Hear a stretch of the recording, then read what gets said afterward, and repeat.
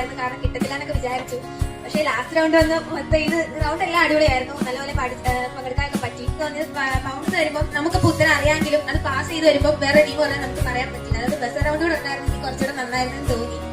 ബാക്കിയെല്ലാം അടിപൊളിയായിരുന്നു. കുറെ കൂടെ നോളജ് നമുക്ക് കിട്ടി. ട്യൂബർകുലോസിസിനെ പറ്റി എന്റെ സാർ നല്ലപോലെ പറഞ്ഞു തന്നപ്പോൾ നമുക്ക് അറിയാത്ത കുറെ കാര്യങ്ങളോട് അറിയാൻ പറ്റി. വളരെ ഇഷ്ടപ്പെട്ട. അടുത്ത വർഷം എനിക്ക് പറ്റി ഞാൻ ഉറപ്പായിട്ട് തരും. ഞങ്ങള് OMR ഷീറ്റിലെ പരീക്ഷ എഴുതി ആദ്യത്തെ റൗണ്ടിന്റെ പുറത്തായെങ്കിലും ബാക്കിയുള്ള 6 റൗണ്ടിൽ നിന്നുള്ള ഏകദേശം 36 ചോദ്യങ്ങൾ മനസ്സിലാക്കാൻ കഴിയുകയും 36 ആൻസറുകൾ പഠിക്കുകയും 36 ക്വസ്റ്റ്യൻ പഠിക്കുകയും അതേപറ്റിയുള്ള നിങ്ങളുടെ എക്സ്പ്ലനേഷൻ പഠിക്കുകയും അതെന്താണ് ട്യൂബർകുലോസിസ് ഹിറ്റ് ബസ്റ്റ് ചെയ്യുന്ന അതുകൂടെ റൗണ്ടൊക്കെ നല്ലതായിരുന്നു.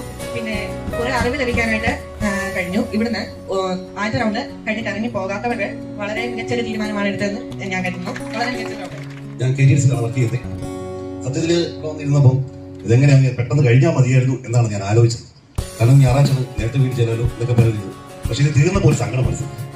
താലൂക്ക് തലത്തിൽ ഇത് വരണം. കാരണം ഞങ്ങൾ വരുന്ന മുണ്ടാക്കാനും വരുന്നത് കാഞ്ഞിരപ്പള്ളി മുണ്ടാക്കാൻ ആ സൈഡിൽ നിന്ന് വരുന്നത്. അതിന്റെ അപ്പുറത്തുള്ള ആൾക്കാർക്കും ഇത് പാർട്ടിസിപ്പേറ്റ് ചെയ്യണമെന്നും ഇങ്ങനെ പ്രോഗ്രാം ഉണ്ടെന്നും അതും കൂടുതൽ ഇതിലേക്ക് ആകണമെന്ന് ഭയങ്കര ആഗ്രഹമുണ്ട്. ഈ ഡോക്ടേഴ്സ് പറഞ്ഞ ഓരോ കാര്യങ്ങളിലും വളരെയധികം നന്ദി അറിയുന്നു. തോമസ് ഞാൻ ഇവിടെ ക്രിസ്ത്യൻ അർത്ഥത്തിനെ കുറിച്ച് പറയാൻ ശ്രമിക്കുന്ന പ്രിയപ്പെട്ട ഡോക്ടർ സഹോദരങ്ങൾ സഹോദരിമാർ അവരെടുക്കുന്ന ഈ പ്രയത്നം പ്രത്യേകിച്ച് ഒരു സന്ദേഹം നിങ്ങൾ കാണിക്കുന്ന ഈ സമയത്തോട് കാണിക്കുന്ന ഉത്തരവാദിത്തം അതെത്ര പറഞ്ഞാലും മതിയാവില്ല. അതോടൊപ്പം വളർന്നു വരുന്ന തലമുറയെ സപ്പോർട്ട് ചെയ്തുകൊണ്ടുള്ള ഈ വലിയ സംരംഭങ്ങൾക്ക് എല്ലാം നേരിടുന്നു. അപ്പം എനിക്ക് പറയാനുള്ളത് നമ്മുടെ ഇന്നത്തെ തലമുറയെ കുറച്ചുകൂടി ശാസ്ത്രബോധത്തിൽ വളർത്തുവാനുള്ള ചില പരിശ്രമങ്ങൾ കൂടി ക്ലാസ്സുകളെ സെമിനാറുകളെ ശാസ്ത്രബോധം അവർ വളർത്തുന്നതിന് ഉതകുന്ന രീതിയിലുള്ള പദ്ധതികൾ കൂടി സർട്ടിഫിക്കറ്റ് വർക്ക് ചെയ്യാണ്. കൂടാതെ ശാസ്ത്രസാഹിത്യ വിഷയത്തിന്റെ പ്രൊഫസർ കൂടിയാണ്.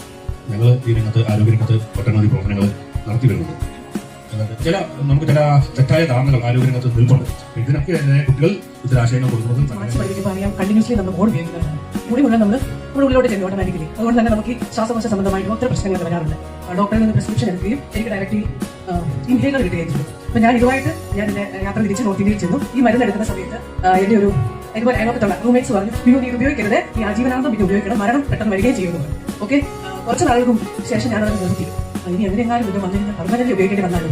പക്ഷേ എനിക്കിപ്പോൾ ഡോക്ടർ ഇവിടെ അതിന്റെ ക്വാണ്ടിറ്റി ഓഫ് മെഡിസിൻ നമ്മുടെ ബോഡിയിൽ വരുന്നതും ഡയറക്റ്റ് നമ്മുടെ ലങ്സിൽ ചെല്ലുന്നതിനെ കുറിച്ച് പറഞ്ഞപ്പോൾ കറക്റ്റ് ആയിട്ട് അതിനെക്കുറിച്ച് ഇൻഫർമേഷൻ കിട്ടും. ഇനി നമ്മുടെ കുട്ടികൾക്കായാലും എന്റെ പരിചയത്തിലുള്ള ഒത്തിരി പേരുണ്ട്, അവർക്കും എനിക്ക് ഇതിനെക്കുറിച്ച് കറക്റ്റ് ആയിട്ട് ഇൻഫർമേഷൻ കൊടുക്കുവാനായിട്ട് സാധിക്കും. പിന്നെ അതിലുപരിയായിട്ട് എനിക്ക് വേറെ ഒരു കാര്യം പറയാനായിട്ടുള്ളത്, ഇവിടെ വന്ന ഓരോ ക്വസ്റ്റ്യനും അതിന്റെ എക്സ്പ്ലനേഷൻ അവർ വളരെ കറക്റ്റ് ആയിട്ട് തരുന്നുണ്ടായിരുന്നു.